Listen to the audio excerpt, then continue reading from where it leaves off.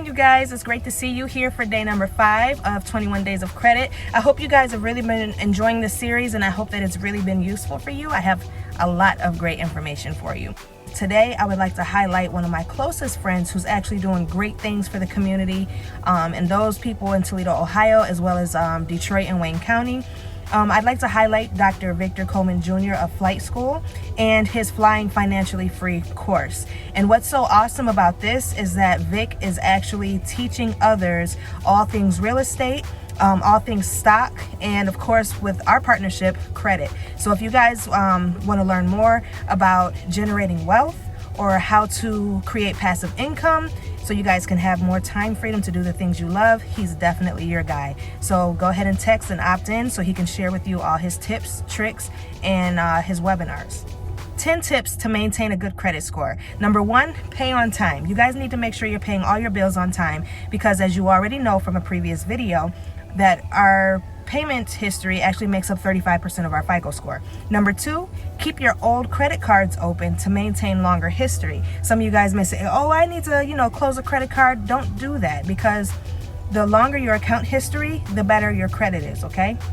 Number 3, consolidate your credit cards to fewer balances. If you guys are having higher balances and you can't really make those minimum payments or make those monthly payments to help keep your payments on time, consolidate them so you have one lump sum payment that'll pay off everything. Number 4, try not to rack up your credit card balances. I know it can be hard right now, especially with COVID, and some people may be out of work, unemployment benefits are coming to an end. Just try and keep those balances low. Don't max your cards out. Number 5, monitor your credit report and dispute any errors. If you guys need help with that, I'm definitely your girl to help you. As you guys know, you should be monitoring your credit often just to make sure you're not seeing any unknown inquiries or any unauthorized credit accounts being open. If so, that could be a serious sign of identity theft or fraud. Number 6, avoid applying for credit when possible. Every time you guys apply for credit, you already know your credit score takes a hit with those inquiries, okay? Only apply for credit when you need it. Number 7, make your payments in full, and if you can't afford to do that, pay the minimum. This will actually help you keep your credit utilization low. Step number 8, creditors are real people too. I know a lot of people don't really like to call people and let them know what's going on, or a lot of people don't know how to talk to others, but it's a good idea to contact those creditors, because if you're having financial issues and if you can't make those payments, contact them and see what options they have. I know like Apple credit card right now, because of COVID, this whole pandemic, they're actually letting people skip payments without having to pay interest or accrue interest. So 1, never be afraid to find out what you can negotiate. 2, never be afraid to ask questions, because as my dad used to tell me, the worst you can get is a no. Number 9, live within your credit means and do not exceed your limit.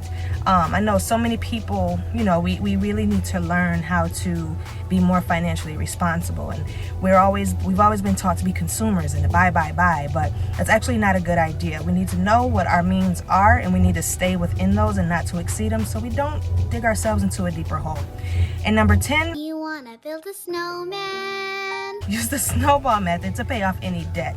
And if you guys want to know what the Snowball method is, it's pretty much where you start with the lowest credit card balance or the lowest loan, and you pay the minimum on it plus whatever extra you can afford to pay.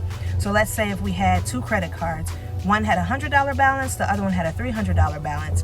You would pay $25 on the $100 balance plus whatever extra until you pay that credit card off. Once that first $100 credit card is paid off, you would take that exact same payment and roll it into the $300 credit card so you can pay it off faster. So I hope you guys enjoyed this. If you did, leave a comment. If you have any questions, leave a comment, like, share, talk to me. Let me know if you guys are enjoying these or whatever questions you have, and I'll be glad to help you. Take care until tomorrow.